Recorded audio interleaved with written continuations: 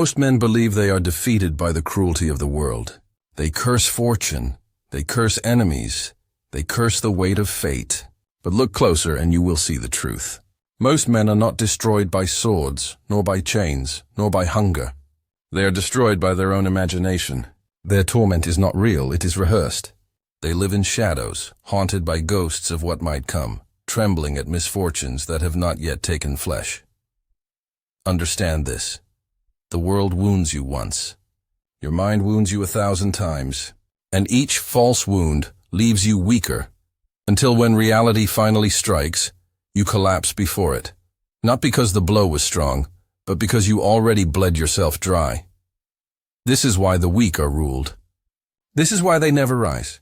They are slaves, not to kings, not to tyrants, not even to gods, but to their own undisciplined thoughts. Consider the coward. He dies every day. He imagines betrayal before it happens. He imagines poverty before it arrives. He imagines death before it comes. He lives each day as though his grave has already been dug. By the time he meets reality, he has died 100 times in his own mind. His courage is gone. His will is broken. His strength is wasted. He falls, not because the enemy was strong, but because he chose to die before the battle even began. The strong man does not do this. He refuses to bend before phantoms. He dies once and only once. He lives unbroken until the final moment. He wastes no strength on rehearsals of suffering. And so, when the real trial comes, he meets it face to face, with dignity, with courage, with command. Tell me, who do you think lives more freely? The man who dies 1,000 times in imagination, or the one who dies once in reality? This is the law. Most suffering is chosen. The weak choose to suffer endlessly. The strong choose to suffer only when fate demands it. And this choice makes all the difference between ruler and slave. If you would rise above the masses, you must master this first law of endurance. Suffer once, not endlessly. Think of the prisoner awaiting execution. One man counts each day as a death. He hears the jeers of crowds not yet gathered. He feels the blade on his neck long before the axe has been raised. He mourns the loss of his life while he still breathes.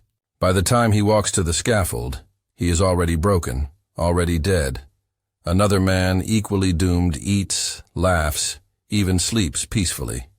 He knows death will come, but he refuses to suffer until the moment arrives. And when it does, he dies once and only once. Tell me again, which of these two is freer? Which is stronger? Not the man who lived longer, but the one who lived unbroken. This principle does not belong only to prisoners. It belongs to rulers, to warriors, to lovers, to all men who would rise. If you allow your imagination to conquer you, you are finished. You will squander strength on shadows. You will punish yourself more cruelly than any enemy ever could. You will bleed endlessly without ever being touched. A ruler cannot afford such weakness. For the imagination of a prince is not private, it is contagious. If he trembles at phantoms, his court trembles with him. If he invents enemies in the dark, his city acts as if they are real. Panic in the prince becomes panic in the people, and the state collapses under illusions more destructive than armies. But when the ruler suffers only reality, he gives his people strength. He shows himself unbroken and they endure. His calm becomes their calm. His restraint becomes their courage. And so his throne endures, not because he has conquered every enemy outside, but because he has conquered the first enemy inside. The ruler who fears too much spreads fear like a plague. The ruler who fears only what exists destroys fear entirely. This is why discipline of the mind is as important as discipline of the army. An army without discipline flees before the enemy. A mind without discipline flees before itself. And ruin follows both alike. Mark this well. Most men are undone not by reality but by anticipation. They tremble at storms that have not yet formed. They flee from enemies who have not yet marched. They mourn losses they still possess. They destroy themselves before fortune has even touched them. And so they never meet reality with the strength to endure it. The cunning man refuses this. He suffers once and only once. His strength is whole. His strike is sharp.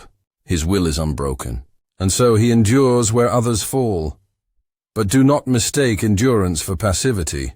To suffer only reality is not to ignore danger. It is to see danger clearly, stripped of shadows, and to strike when the time is right. Suspicion may be useful, but to suffer under suspicion is weakness. The wise prince watches, but he does not collapse in dread.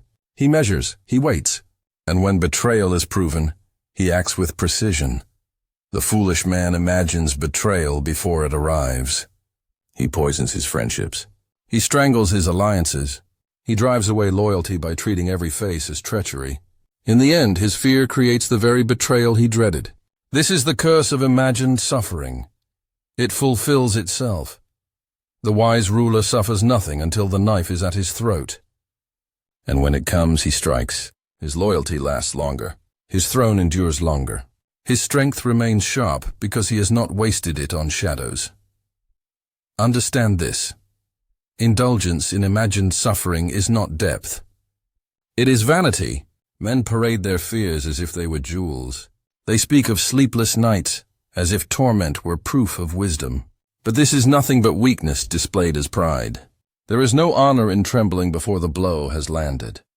There is no dignity in bleeding before the cut. Strength is not measured by how much fear you can endure, but by how little you permit to command you. The man who parades his torment has already surrendered. The man who silences his torment until it is demanded by reality is sovereign over himself. And sovereignty over the self is the first throne upon which all others are built. Therefore, you must learn to strike ruthlessly against the imagination when it rebels. When your mind invents betrayals, expose them as lies. When it revives old wounds, silence it. When it whispers of future disasters, cut it down.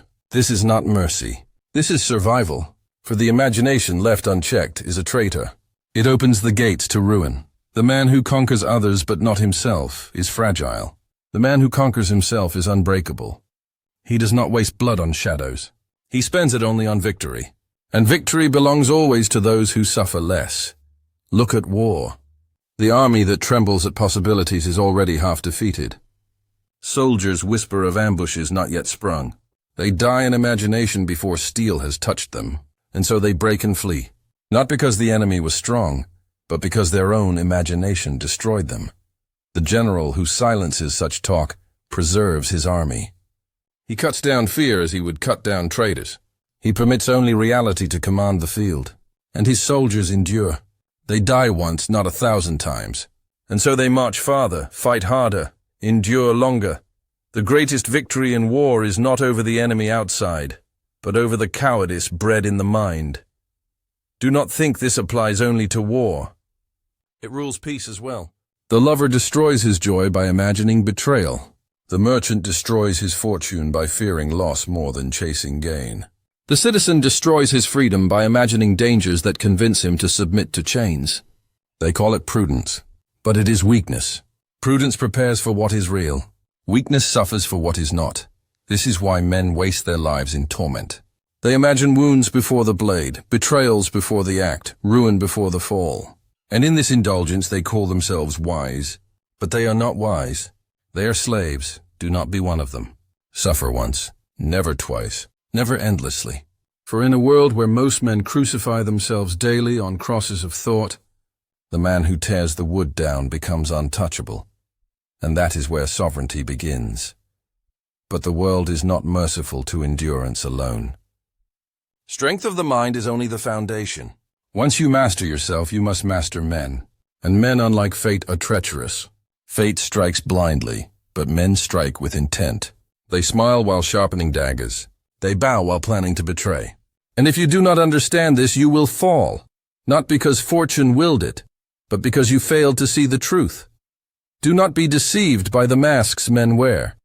For in courts, in armies, in friendships, every smile conceals ambition.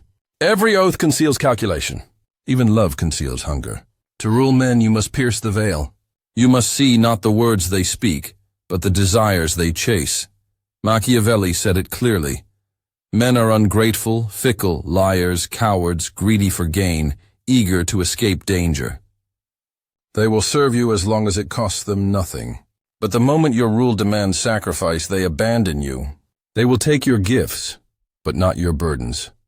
They will praise you in times of ease, but curse you in times of hardship. This is the heart of betrayal. It does not come when you are weak, but when you are strong. It comes not when you have nothing, but when you have everything. For men envy most what they cannot reach, and your power is a mirror that reminds them of their impotence.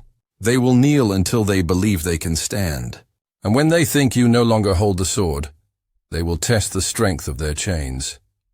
A ruler who believes men will remain loyal out of gratitude is already ruined. Gratitude is the weakest chain that binds men. It breaks the moment it is tested. Gratitude is soft and power is hard. Gratitude fades, but ambition sharpens. If you want loyalty, you must purchase it with fear or interest. Love binds weakly. Fear binds strongly. And interest binds absolutely.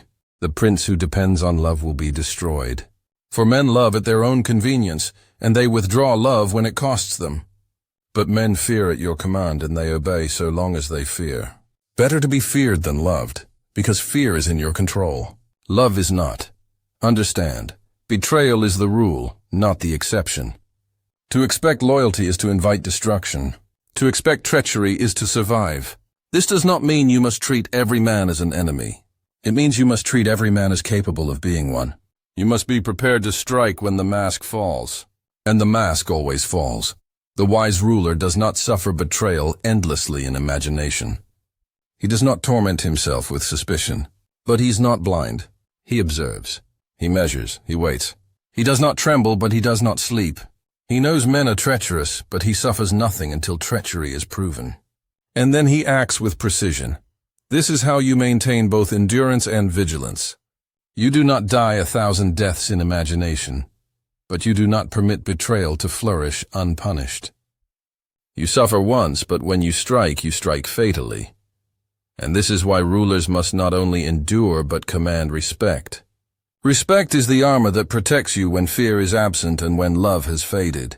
Respect is not given, it is taken. It is carved into the minds of men through discipline, through ruthlessness, through constancy. The ruler who is inconsistent is despised. The ruler who is weak is mocked. The ruler who is merciful when he should be cruel is betrayed. But the ruler who is constant, firm, and unyielding, even when hated, is respected. And respect, unlike love, does not fade. Consider the general. His soldiers may curse his discipline, but they march farther under his command.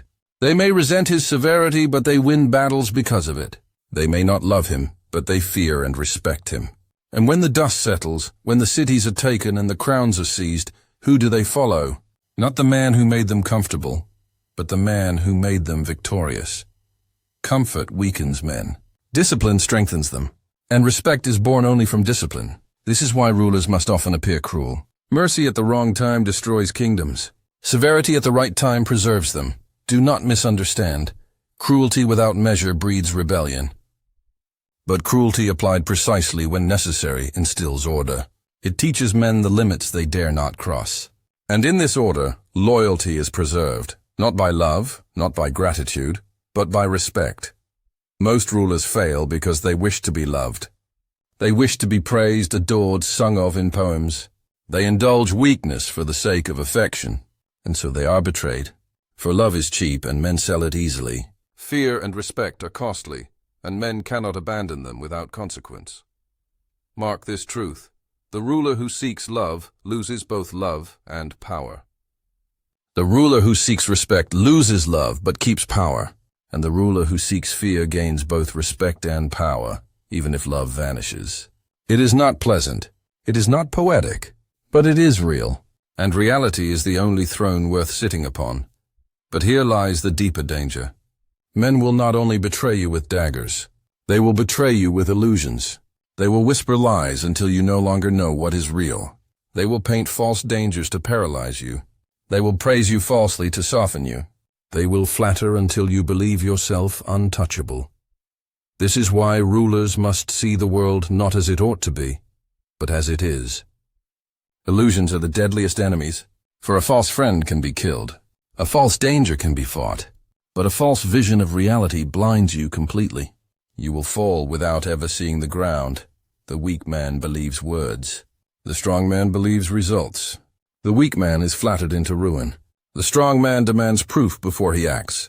The weak man trusts appearances. The strong man unmasks them. This is the difference between survival and destruction. Machiavelli wrote, "Men judge more by the eye than the hand." All men see what you appear to be, few feel what you really are. This is why you must master appearance. Appearances deceive others, but they must never deceive you. Let men see mercy while you prepare ruthlessness. Let them see weakness while you sharpen your claws. Let them see generosity while you count the cost. But never let their appearances deceive you in return. Illusion is a weapon. Wield it, but never be wounded by it. Rule by appearance, but live by reality. This is the highest art of power. And when illusions fall, when betrayal is revealed, when masks are torn away, strike with finality. Do not strike twice. Do not hesitate. One clean blow ends a threat forever. The prince who punishes softly teaches his enemies to return sharper. The prince who punishes once and utterly teaches his enemies never to return. In the end, sovereignty belongs to the man who suffers least, fears least, hesitates least.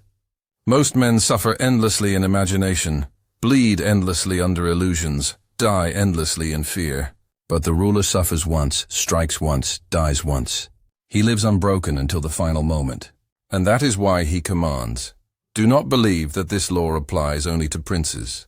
It applies to all who wish to rule themselves, their families, their businesses, their armies, their nations. Weak men are destroyed by phantoms. Strong men endure reality. Rulers not only endure reality, they shape it. The escalation of power begins within. First you conquer the imagination, then you master betrayal. Then you command respect, then you pierce illusions. And finally, you wield fear as a weapon, not against yourself, but against the world. Most men never pass the first step. They crucify themselves endlessly on shadows. They never reach betrayal because they betray themselves first. They never reach respect because they despise themselves first. They never pierce illusions because they live inside them. And they never wield fear because they are ruled by it. But you, if you would rise, you must endure what others cannot. You must suffer only once. You must expect betrayal. You must demand respect. You must reject illusions. You must wield fear. And in doing so, you will rise beyond the reach of ordinary men. For sovereignty does not belong to the man who is loved. It does not belong to the man who imagines endlessly. It does not belong to the man who trembles. Sovereignty belongs to the man who rules reality as it is, not as it ought to be. This is the law of power. This is the lesson of endurance, betrayal, respect, illusion, and fear. And if you master these, then no man can truly destroy you. For most men will die 1,000 deaths before their end. But you will live unbroken, and you will die only once. And in that single death, you will have lived as a sovereign, while others died daily as slaves.